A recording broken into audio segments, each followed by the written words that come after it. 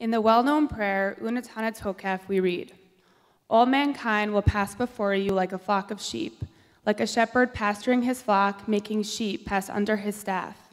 So shall you cause to pass, count, calculate, and consider the soul of all the living, and you shall apportion the destinies of all your creatures and inscribe their verdict.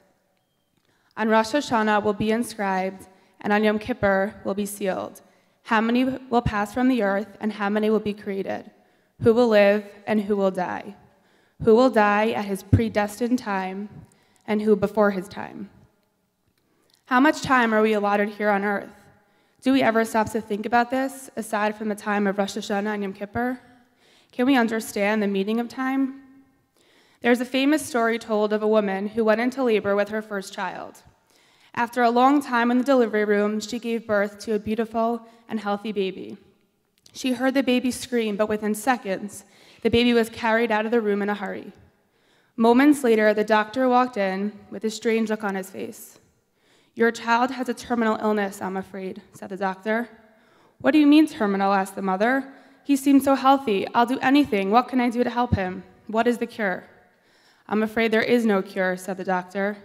"No matter what we try, your child will surely die. The illness your child has is called life." While this is true, we are human and cannot think in such broad terms. We are always told to live today to its fullest because we don't know what tomorrow will bring. But do we really do this? Most of us just wait until now, the time of Elul, the time of Rosh Hashanah, to start thinking about the time that has passed. And we are gripped with fear, hoping that we make it through just one more year. It was March 6, 2008.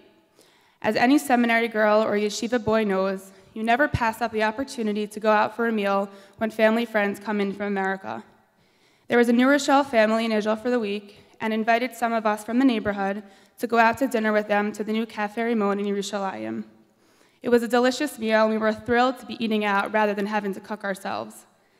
I was always taught that it is rude to look at your watch while people are talking at you. But it was 20 minutes until night Seder in MMY, and I did not want to keep my chavrusa waiting. As the clock kept ticking, the conversation kept continuing. With less than 20 minutes until night Seder, we all said our goodbyes and thank yous and left the restaurant.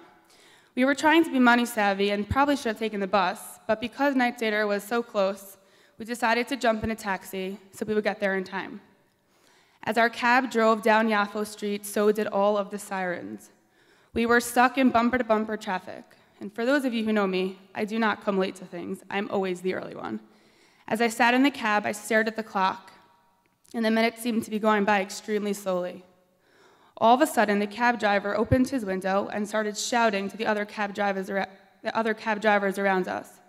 The radio was blaring, and all of us in the cab were totally confused. Within just 1 millisecond, it clicked. We heard the word Yeshivat Merkaz Harav blaring on the radio. Merkaz Harav?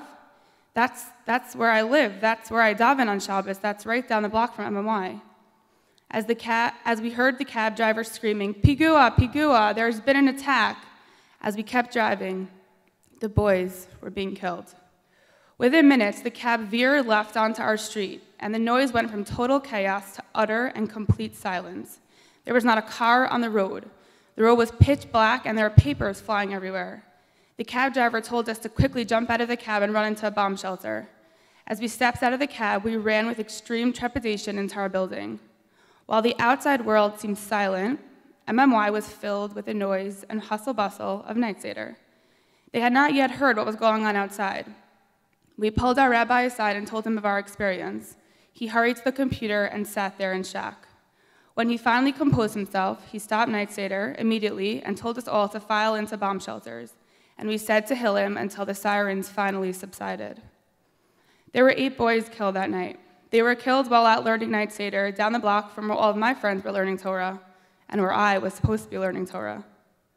And it hit me like a bolt of lightning. What if these 8 boys had been out with their family friends for dinner? What if they had been as late as I was? What if they were just 1 second late? I learned the next morning at their funeral that these 8 Kedoshim were not killed during night Seder. In fact, their friends were all at their school's Rosh Chodesh Chagiga, but they chose to stay after night Seder to continue their learning. They were slaughtered while toiling over their optional Sugya and Gemara. and they were killed on Rosh Chodesh Adar, the month of happiness. I truly felt the pangs of Mashiach and Hashem calling out to us to do tshuva and end this terrible galus. Their Rosh Yeshiva spoke the next morning at their funeral and called these 8 boys korbanot. Hashem had chosen these eight boys and had taken them away from this world because he had chosen them to be his chavrusas in the Beit Midrash Shel Mala. All mankind will pass before you like a flock of sheep, like a shepherd pasturing his flock, making sheep pass under his staff. So shall you cause to pass, count, calculate, and consider the souls of all the living. These 8 Kedoshim walked past Hashem on Rosh Hashanah, and they were chosen, like sheep passing the slaughterhouse.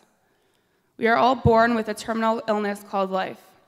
I learned that night that our life expectancy is totally unknown, no matter how we spend our time.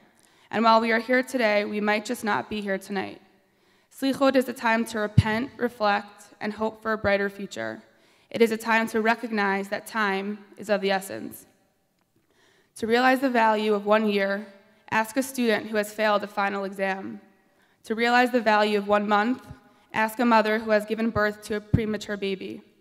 To realize the value of 1 week, ask an editor of a weekly newspaper. To realize the value of 1 minute, ask the person who has missed the train, bus, or plane. To realize the value of 1 second, ask a person who has survived an accident. And to realize the value of 1 millisecond, just ask me.